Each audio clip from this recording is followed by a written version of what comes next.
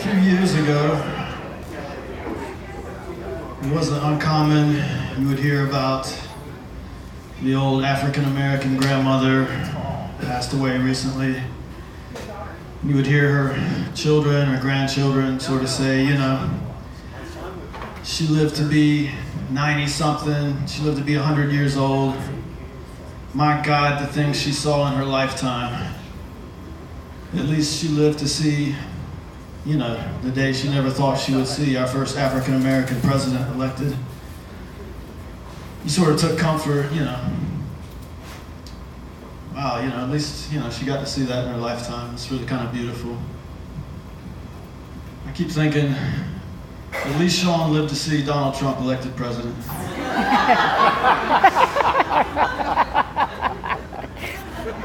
got to be kind of a kick in the ass on the way out the door. One of the last world events you see, you know, Trump. I don't know, maybe that makes it easier to go. It's like, you know, I fought the good fight. I had my time. You guys, good luck with that. Oh, man. But I'm not going to get into too much of that. Shit is crazy. Shit is crazy. That's why it's good to have good friends, you know, and family around. And that's what this place reminds me of, you know, all the good friends here I've had throughout the years. Lots of memories.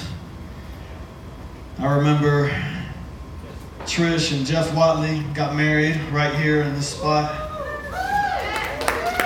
Right where we sort the trash during cleaning shifts.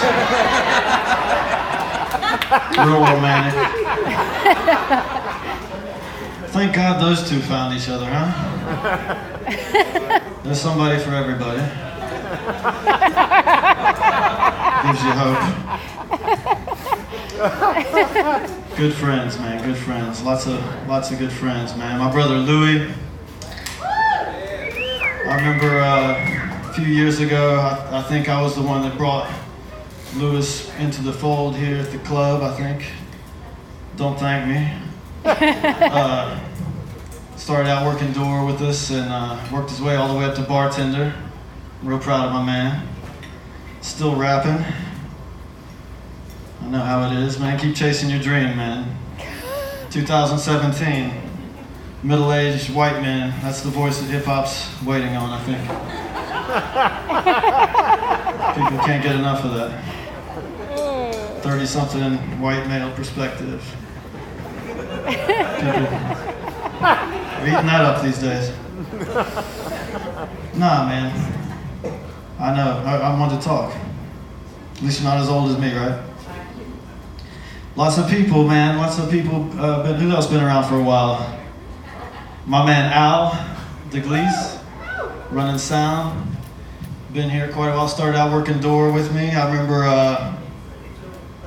years ago. Old Al, sexy motherfucker, right? Good looking guy. Goddamn, I used to tell Barry, I was like, you know, we should get one of those pictorial monthly calendars with like the male 40-watt staff, you know, doing sexy poses every month. Have like January, Chris Ellenberg, shirtless, chopping wood outside. Put Al on the front cover, motherfucker will sell like a hotcake, man. Sexy guy, right? Al's been running sound here for quite a while, man. That's good, that's good.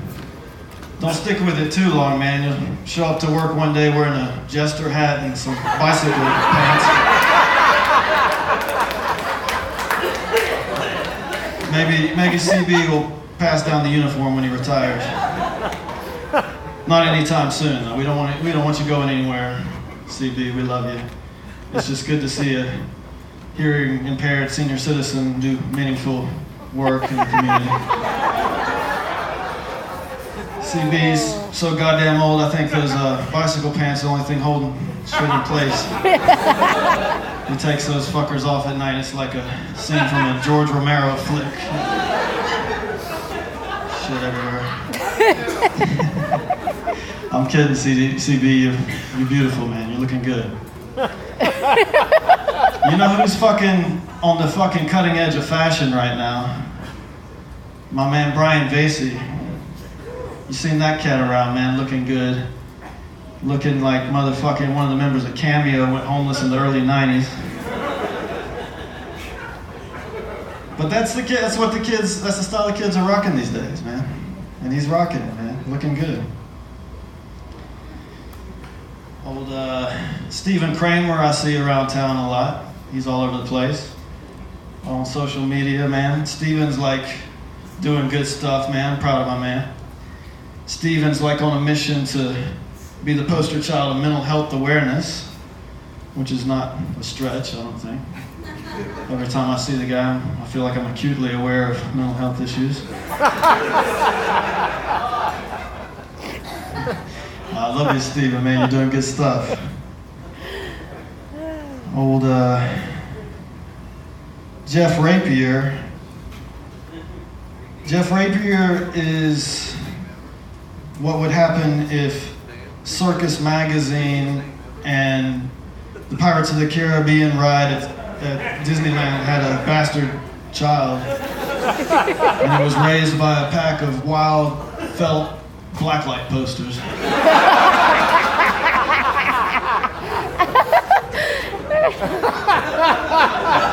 I don't know. Lots of old faces, lots of old friends, lots of new faces, lots of new kids working at the club now, that's a good thing.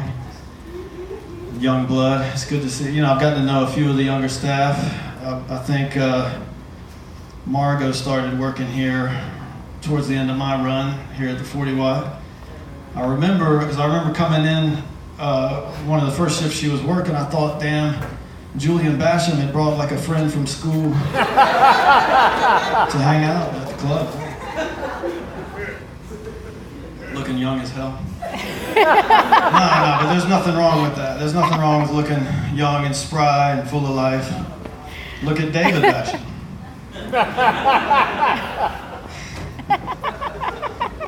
Beautiful. David was a great manager here and had a lot of great times working alongside Basham. I really can't say enough good things, man. But you know, I'm kind of glad he moved on, you know, to other things in life. I think the late nights were kind of getting to him a little bit with that, you know, bald head, pale skin, getting the dark circles under the eyes. Motherfucker looking like Uncle Fester with a drinking habit running the club.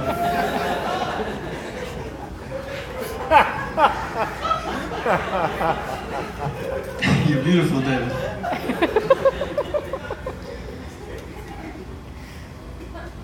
Joseph Davis is a quirky kind of guy.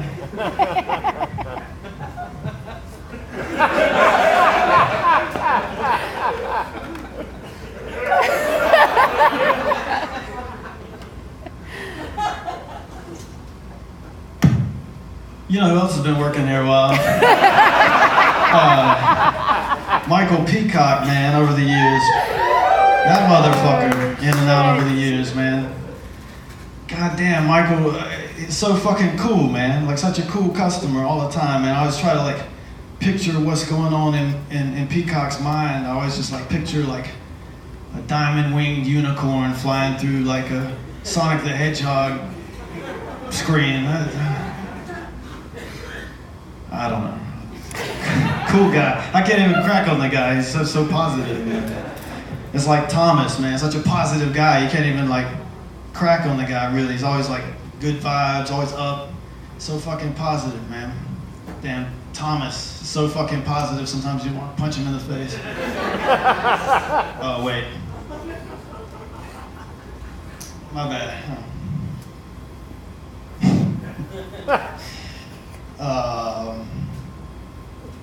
Jake Franzen is back on social media lately. It's like watching A Beautiful Mind, except the opposite of that. But you know, we love you, Jake, wherever you are. You know, we just want to see you do good and do what you got to do to take care of yourself. Especially since Republicans have made it easier for those guys to buy guns. But I would not shame anyone for mental health issues, really. God knows I've had my own share the whole time I was working here, as many of us have. That being said, I really, I'd like to take a second to say thank you, Barry, Buck, for allowing so many mental health casualties with substance abuse issues to work 25 hours a week for minimum wage or $1,000.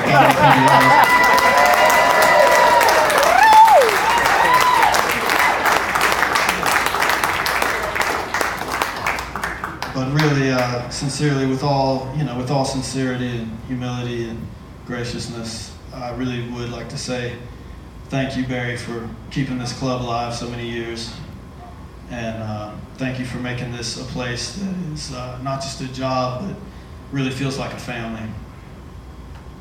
Here.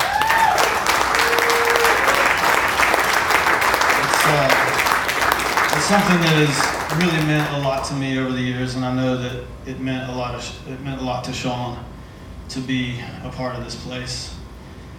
And I'm thankful for the opportunity that I had to get to know Sean through this job, working a lot, spending a lot of hours on the job, a lot of hours after hours, a lot of late night conversations that I frankly don't remember too much, but a lot of good times, a lot of close times. Getting to know Sean was an experience. With once you get past the good looks and the charm and the impeccable fashion sense, really a man of substance. And we all know Sean could be a little crass at times, but really super intelligent guy, man, with a lot of sensitivity. And really love for life. He loved music, man, and he loved he loved working sound here, man. And I know he really took pride in his work here. It meant a lot to him to make things right, make things sound good up here, make sure the people, the artists coming through, big or small, really, had a good experience. And it's something he really took a lot of pride in. I know it gave him a lot of fulfillment and enjoyment. And